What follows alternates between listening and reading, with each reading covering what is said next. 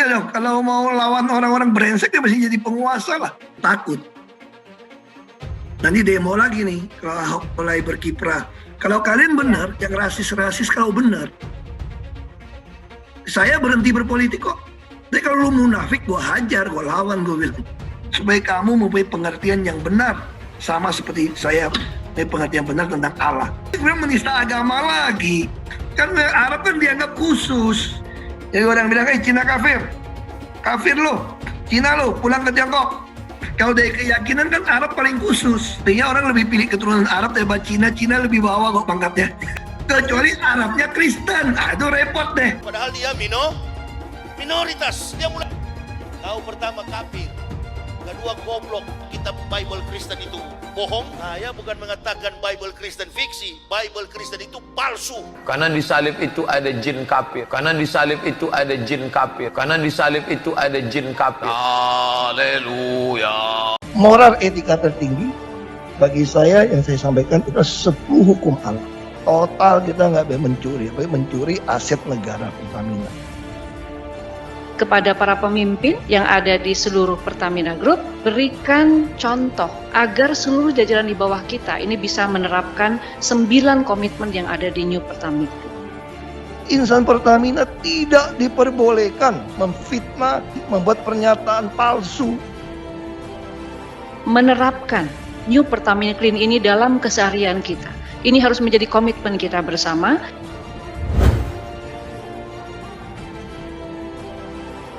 Kita yakin kok akar semua masalah di Republik ini kan sebenarnya adalah korupsi. Jangan menggunakan kata Allah untuk berlindung atas korupsi. Kalau kita semua melakukan itu, kita akan menjadi salah satu kekuatan yang terkuat untuk bangsa dan negara kita. Siapapun yang korup di Pertamina, hati-hati dan nikmati. Kami akan lacak. Ditaruh sini kan untuk menyelamatkan uang Pertamina.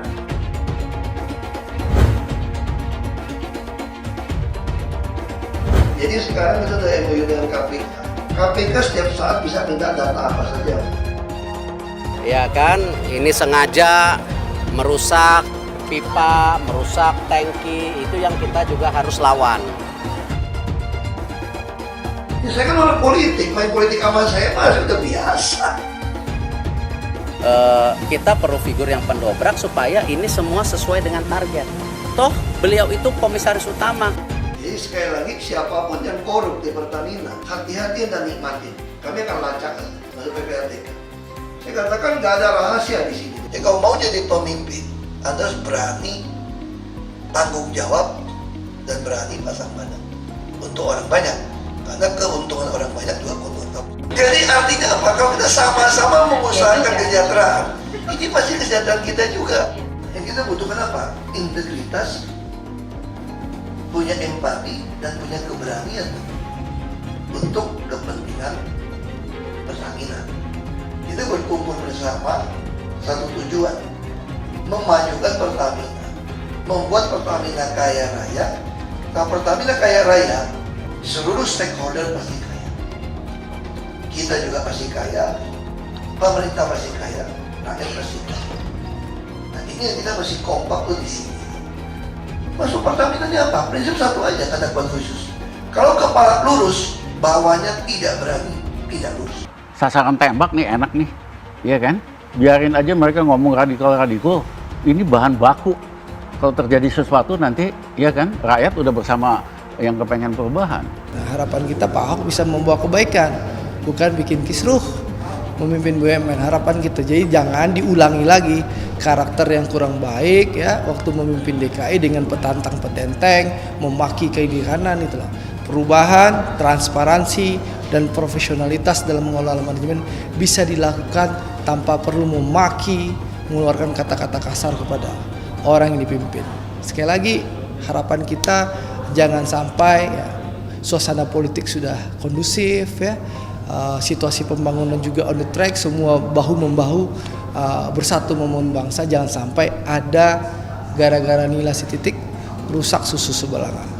Jadi harapan saya Pak Ahok belajar betul dari pengalaman memimpin DKI, jangan maki-maki orang, jangan petantang-petenteng, waktu nanti menjadi pimpinan BUMN. Menurut saya Pak Ahok ini masih kontroversi. Sayang Pak Jokowi kalau mengajukan Pak Ahok akan timbul banyak sekali respon yang itu nanti buruk terhadap modal sosial bangsa. Mestinya Pak Jokowi lebih bijak. Jokowi melakukan reshuffle, yang ada permasalahan baru yang muncul. Atau Pak Jokowi atau pemerintah mendapatkan beban baru karena calon menteri yang diangkat adalah figur yang bermasalah, yang akhirnya bukan menjadikan solusi tapi menjadi beban bagi masyarakat. Apalagi kita tahu selama yang bersangkutan di Pertamina menjadi komisaris, ya kinerja beliau biasa-biasa saja, tidak ada prestasi. Lalu tiba-tiba ada seorang pejabat yang angkat tangan yang ngomong begini, mohon maaf, itu bukan urusannya Komut. Ini langsung dengan Menteri BUMN. Begitu dia ngomong seperti itu, saya senyum aja. Saya coba bilang sama dirut yang lain, sekali lagi kalian lakukan seperti ini, saya akan mengajukan mundurkan diri atau pecat kalian. Hai teman-teman, saya mau memperlihatkan transaksi saya hari ini lakukan trading di eToro. Ini bukti transaksi saya untung $4.500 US, itu sekitar 68 juta rupiah. Semua keuntungan bisa saya dapatkan dengan fasilitas copy trading di eToro. Kalau saya bisa, kalian juga bisa guys. Dapatkan cashback hingga $600 US atau 9 juta rupiah yang deposit di tanggal 17 Agustus sampai dengan 14 September. Adapun syarat dan ketentuan untuk promo ini. Promo ini berlaku baik akun atau nasabah baru dan pemilik akun eToro yang belum melakukan deposit. Ada dua hal yang mesti kalian lakukan. Yang pertama adalah lakukan setidaknya 1 kali transaksi buy atau sell ya pada aset apapun yang tersedia di eToro. Selama masa promo, kalau Anda deposit $500, Anda mendapatkan cashback $50.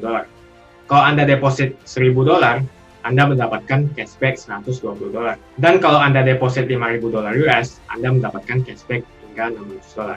Promo ini akan saya tuliskan dengan lengkap di kolom deskripsi, jadi register sekarang juga, dan coba akun virtual atau demo, dan lakukan deposit. Bagikan informasi ini ke teman, family, dan juga komunitas Anda, supaya teman dan family Anda tidak ketinggalan daripada promo ini. Hai semua, dengan saya Jonas Leong. Terima kasih banyak buat kalian, penonton setia yang selalu menonton di channel ini. Saya secara personal sangat menghargai waktu kalian. Dan saya sudah menganggap kalian sebagai family karena kalian selalu support di channel ini. Bagi kalian yang selalu menuliskan opini kalian di kolom komen, saya baca komen kalian satu persatu. Saya baca komen kalian untuk mengetahui opini kalian, tanggapan kalian, dan masukan kalian sangat berguna untuk video selanjutnya. Terima kasih banyak buat kalian yang selalu menekan tombol like di awal video. Video seperti ini membutuhkan waktu dan juga research.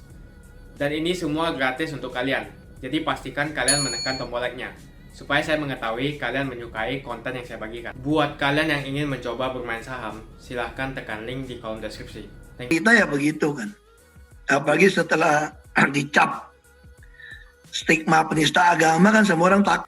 Jauh sih enggak ya. Saya kira ada pandangan tuh seolah-olah itu ada sebagian ya menganggap seperti itu, takut.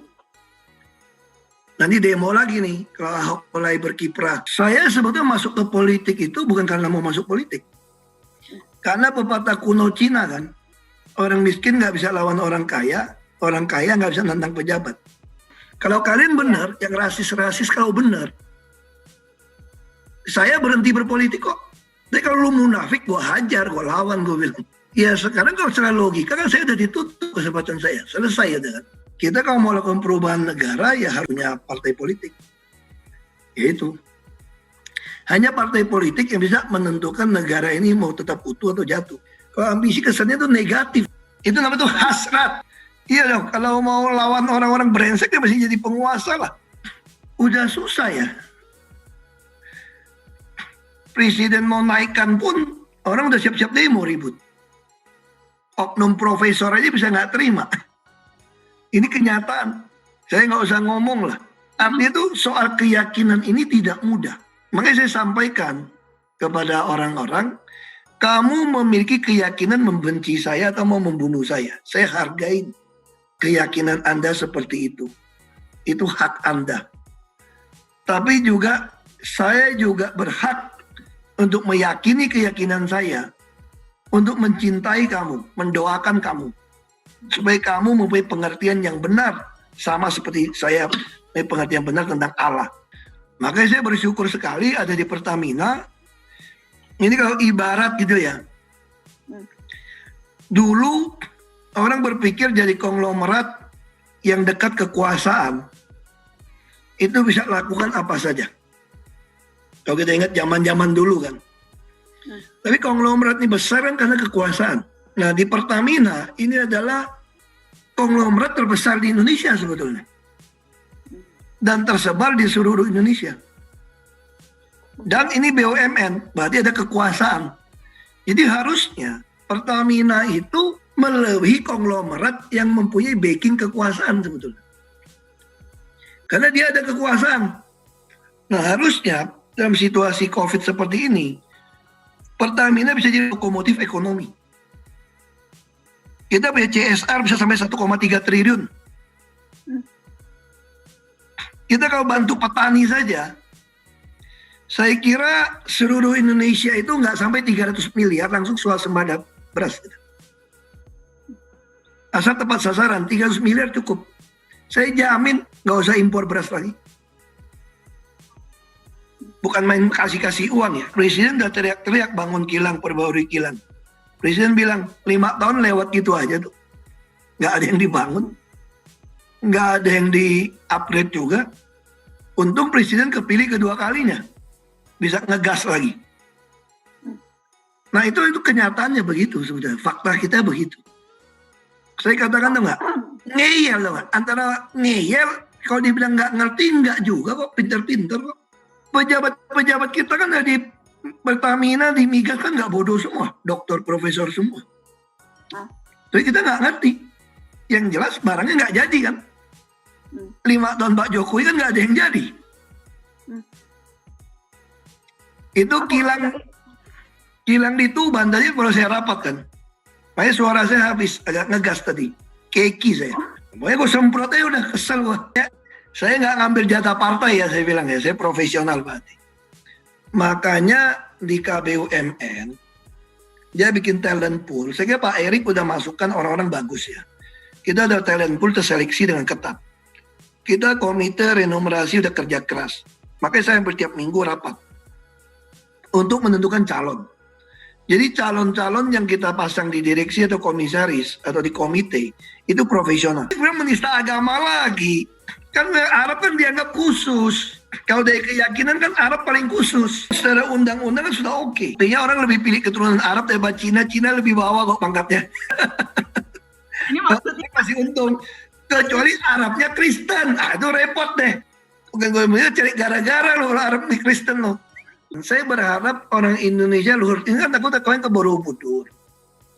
Saya sampai bilang, kalau keyakinan kita seperti saat ini, kita menganggap ini satu bukan agama samawi, saya kira Borobudur sudah nggak ada. Makanya yang tukang orang dari Mendikbud dia bilang begini, kalaupun kita bilang penjajah Belanda, gubernur jenderal nggak benar, satu yang kita syukuri itu dia mengamankan Borobudur ini. Kalau orang kampung saya beda keyakinan, bisa-bisa jadi batu pondasi rumah semua diangkutin. Saya bukan Buddha. Tapi maksud saya, kita bisa bayangkan nggak kalau nenek moyang kita itu berpikiran dengan pandangan radikal gitu ya. Saya kira nggak ada candi itu semua. Dan dari situs-situs yang ditemukan, misalnya apa ya, manifest atau apa istilahnya itu. Candi Borobudur dikelilingi oleh candi Hindu sebetulnya. Jadi kita bisa bayangkan ketika membangun Candi Borobudur, si rajanya itu tidak menghancurkan candi Hindu loh. Lalu ketika mereka lari semua ke Bali lah gitu ya, dapat semua mulai pindah ke Jawa Timur, raja yang berkuasa kan penduduk rata-rata convert ke Muslim kan. Tidak ada satupun juga yang dihancurkan. Nah jadi saya katakan inilah bangsa Indonesia yang sesungguhnya yang kita rindukan gitu. Soal keyakinan Anda saya nggak bisa maksa. Jadi orang bilang, Cina kafir. Kafir lo. Cina lo, pulang ke Tiongkok. Saya bilang sama bapak saya bilang, Tiongkok itu tempat nenek moyang kita. Tapi tanah air kita tuh di sini. Itu tanah leluhur kita. Kamu satu hari bisa jadi pejabat untuk nolong orang miskin dan yang membutuhkan. Saya mana mungkin Pak, moga minyak babi kayak gitu kan. Bapak saya, kamu percayalah, satu hari kelak rakyat akan pilih kamu. Memperjuangkan haknya mereka. Karena rakyat juga punya nurani kan. Nah itu yang kita perlu yakinin. Indonesia ini ada harapan. Enggak, kita tuh full. Kalau di HP saya ini full WA grup kerjaan di Pertamina. Maka orang ajak saya masuk ke WA grup, saya tolak. Bukan saya nggak mau, nggak bisa ikutin. Tapi kan kita tuh ada tim transformer, anak-anak muda, lebih kurang 40 gitu ya, yang direkrut dari seluruh subholding atau Persero, Pertamina. Mereka semua ada masalah, mereka bahas. Jadi saya walaupun kadang nggak jawab mereka, saya harus ikutin tuh mereka ngomong apa. Itu semua bahan mereka itu cukup banyak. Makanya kita tuh boleh kadang tiap hari rapat sebetulnya. Karena mereka terus aktif kan. Dia bilang saya komisaris rasa dirut. Saya bilang enggak, saya dirut nyaru komut. Saya bilang, nggak apa-apa ketawa-tawa aja. Tuh gaji beda 55% kan saya bilang. Terus 70 juta lah kira-kira. Dulu dirut bisa dapat 25 M. Iya, yang bank lebih gila lagi, lebih besar lagi yang bank. PLN lebih besar daripada Pertamina. Ini kan masalah perceraian pernikahan kan tetap menyakiti hati anak-anak. Itu udah orang plesetin yang bilang video tidak keluar jadi keluar. Itu kan semua awalnya dari Oso TV. Yang bilang buat internal itu dikeluarkan. Itu juga 2-3 jam dipepetin dengan 10 menit. Lalu mulai orang marah. Lalu diam. Makanya saya katakan, kalau anak muda tanya sama saya katakan jangan pernah cerai. Saya selalu ulang, jangan pernah cerai sebetulnya. Tapi kadang-kadang dalam pernikahan itu ada lesser evil, necessary evil. Sayangnya sekelompok orang terus menyerang. Nah, tadi saya berpikir setelah anak saya Yosafat agak besar, saya mulai pikir udah nggak apa-apalah, atau nanti juga Niko, Natania, Daud juga anak. Makanya saya tunggu Daud 12 tahun kan. Supaya dia lebih ngerti. Lalu sekarang Yosafat dikatakan anak haram. Saya pikir kalau ini kan kebohongan diulang-ulang, kalau tidak ada sanggan kan dianggap kebenaran gitu. Tegur orang ini. Nah terus ngomong gitu kan kita masukin foto supaya keluarga bisa lihat. Teman-teman di luar negeri pengen lihat. Ya sudah kita bikinlah satu Instagram yang di luar Basuki BTP. Katain macam-macam oke lah. Mulai ngatain anak haram, saya lihat kita tegur, bukan. Ini bukan anak haram, ini resmi kok. Ini anak resmi. Saya nikah resmi. Ada surat cerai, ada surat nikah. Makin senang dapat respon saya, tau gak? Nah, saya lihat kan selalu sosmed ada positif, negatif, ada yang bantu nyerang. Makin senang. Makanya saya bilang kalau begini caranya, makin nantang kan. Saya bilang kalau begini caranya, ya kita proses hukum supaya kamu mau berhenti. Ini saja proses hukum masih ada yang nggak mau berhenti, masih nantang. Saya orangnya gini dah, saya paling demen kalau orang pikir saya nggak berani lakukan. Kan dia kan gini dah, orang ini memanfaatkan secara logika, Ahok nggak mungkin ngapain sih urusan kayak gitu. Ya kan, ya sama kayak dulu kan. Secara logika Ahok nggak mungkin berani cerai. Nggak mungkin, lu harta kasih anak pasti lu nggak berani tuh nggak. Nah saya paling senang kalau orang udah meng-underestimate saya tau. Dia pikir saya nggak berani gitu loh. Saya pikir kan ini kan orang besar, orang kecil. Dia bilang mau minta maaf. Enak aja lu ngomong minta maaf. Pertanyaan saya, kamu sadar nggak istri saya bukan pelakor? Gitu loh, jadi jangan menanamkan sesuatu seperti itu. Apalagi anak saya dibilang anak haram. Ini anak saya nggak tahu ya. Kita nggak tahu kan semua anugerah Tuhannya. Kalau dia nanti lahir besar, jadi tinggi besar. Di sekolah orang ledekin anak pelakor, dia mukul orang gimana? Makanya saya katakan, ya sudah. Saya udah pakai bukti di pengadilan, kamu nggak mau terima. Tetap mencap istri saya pelakor. Pelakor bagaimana kok? Ini anak gadis kok. Jelas kok. Artinya apa? Targetnya apa? Ngarapin anak-anak saya susah. Kok dia nggak mikir, Kamu menghina bapaknya juga. Katanya mau bela Niko, bela Tania, bela Daud. Kamu menjatuhkan bapaknya juga, maki-maki bapaknya juga, kamu menghina Niko, Natania, Daud juga. Mereka juga sayang sama saya. Ya mamanya, papanya, papanya.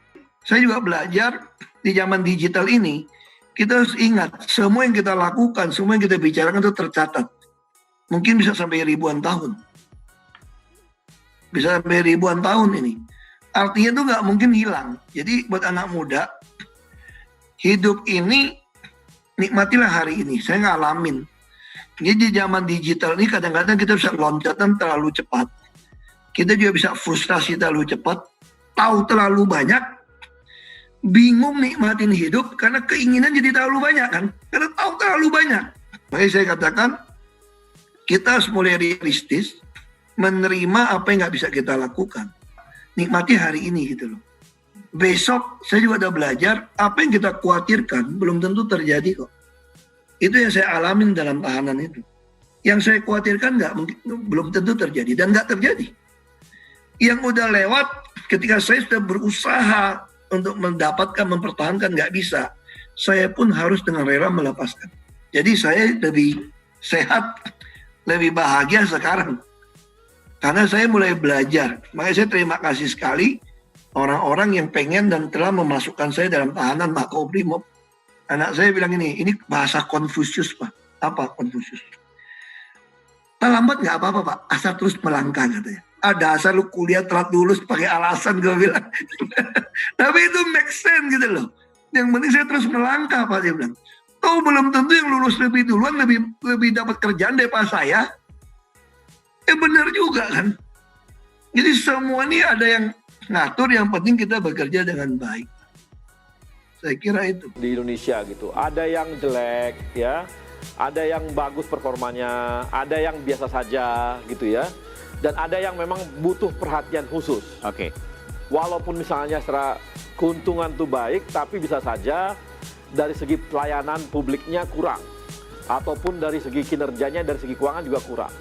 Nah, itu yang kami pertimbangkan, yang bisa samping satu sisi bisa mengetahui pengelolaan perusahaan, tetapi sisi lain juga mengetahui bagaimana pelayanan terhadap publik. Oke. Nah, disinilah kami lihat bahwa Pak Ahok ini punya keduanya yang kami lihat bisa kita dibutuhkan oleh satu BUMN yang kami lihat sangat cocok untuk orang seperti beliau, yang pelayanan publiknya yang dibutuhkan sangat cepat. Sama Pak Ahok di sebuah BUMN itu memberikan sebuah dinamika yang menarik, market menerima dengan baik. Ini ya, yang katanya ataupun sudah diproses, dan itu di KPK loh, dan kita tahu bahwa KPK kan sangat independen, mereka tidak bisa diintervensi juga, kan diakui semua orang gitu. Sampai sekarang ini banyak orang mengatakan bahwa ya kontroversi KPK dengan pemerintah lah, itu artinya KPK sangat independen untuk menangani kasus ini juga. Jadi kami lihat sampai hari ini untuk kasusnya Pak Ahok yang katanya itu ya nantilah itu. Kita lihat proses yang terjadi, tapi kita lihat bahwa Pak Ahok ini cocok. Justru kita lihat bahwa ini adalah bagian dari ada tanggung jawab bahwa orang-orang yang selama ini kita anggap baik itu kita berikan tanggung jawab. Makasih banyak buat kalian yang nggak skip dan nonton video ini sampai habis. Saya secara personal sangat menghargai waktu kalian. Makasih banyak buat kalian yang sudah tekan tombol subscribe, dan makasih banyak buat kalian yang sudah tekan tombol loncengnya. Jangan lupa bagikan informasi ini ke teman atau family Anda. Mungkin teman atau family Anda membutuhkan investasi ini. Oke guys, sekian dulu dari saya. Jangan lupa follow Instagram saya di @johannesleongofficial untuk kata-kata motivasi setiap harinya. Bagi kalian yang termotivasi nonton video ini, ayo like video ini dan subscribe di channel ini. Dan buat kalian yang sudah subscribe di channel ini, jangan lupa tekan tombol loncengnya supaya kalian mendapatkan notifikasi setiap kali saya upload video. Saya menggunakan eToro untuk melakukan investasi. eToro merupakan broker multi aset di mana Anda dapat berinvestasi pada pasar keuangan global, seperti di saham, komoditas, forex, cryptocurrency, atau di ETF. eToro juga dikenal dengan social trading platform, di mana Anda bisa mengcopy transaksi dari trader profesional, sehingga cocok sekali bagi Anda yang sibuk atau tidak memiliki keahlian untuk trading atau berinvestasi sendiri. Misalnya Dave menggunakan eToro untuk menduplikasi aktivitas trading Steve. Jika Steve untung, maka Dave juga untung. Mau untung seperti Steve? Gunakan copy trade hanya di eToro. Pastikan gunakan link di kolom deskripsi untuk mendapatkan bonus. eToro adalah broker aman dan terregulasi di dunia. Kalian bisa trading saham, forex, cryptocurrency, komoditas, dan lainnya. eToro adalah one-stop shopping, tidak seperti broker lainnya. Dengan eToro hanya modal $200 atau 3 juta rupiah saja, kalian sudah bisa trading secara internasional. eToro adalah broker pertama di Asia yang memfasilitasi trading saham di Amerika 100% tanpa komisi atau manajemen fee, dan juga kalian bisa melakukan unlimited trading. eToro juga memfasilitasi pembelian fractional share dan juga tidak ada subscription bulanan yang ada di broker lain. eToro juga mempunyai flexible leverage atau kalian bisa mengatur leverage untuk trading dari 1 kali sampai dengan 400 kali. Untuk penggunaan aplikasi di handphone disupport oleh semua internet provider. Pastikan kalian registrasi menggunakan link di kolom deskripsi untuk mendapatkan bonus saat registrasi. Setelah registrasi, download apps eToro menggunakan Google Play atau App Store di handphone kalian. Untuk mengakses website eToro tanpa VPN, silakan tekan link di kolom deskripsi. Dengan fasilitas fractional share, kalian bisa membeli saham Google, Facebook, Amazon hanya dengan $50 saja atau 700.000. Jadi siapa bilang beli saham internasional membutuhkan modal fantastis. Coba juga fasilitas copy trading, sangat cocok untuk pemula. Dengan copy trading ketika trader profesional untung, maka kalian otomatis akan mendapatkan keuntungan juga. Dan di eToro menggunakan fasilitas copy trading, tidak ada manajemen fee sama sekali. Untuk tutorial dan fasilitas eToro, bisa langsung cek di kolom deskripsi. Untuk menanyakan tentang registrasi di platform eToro, kalian juga bisa menghubungi customer support eToro berbahasa Indonesia di kolom deskripsi. Pastikan kalian registrasi menggunakan link di kolom deskripsi untuk mendapatkan bonus. Kalian masih nonton? Johannes Leong akan bagikan banyak sekali hadiah. Ada banyak sekali iPhone, aku siap bagikan dan setiap hari akan ada pemenangnya. Aku mau sebanyak mungkin kalian dapatkan hadiah ini. Caranya cuma satu aja, kalian tinggal melakukan 2 kali klik. Klik yang pertama adalah kalian tinggal klik di tombol subscribe Johannes Leong di kanan bawah. Klik yang kedua adalah klik follow di Instagram aku Johannes Leong Official. Jadi kalau kamu dapat hadiah dari aku akan DM kamu langsung pakai akun aku.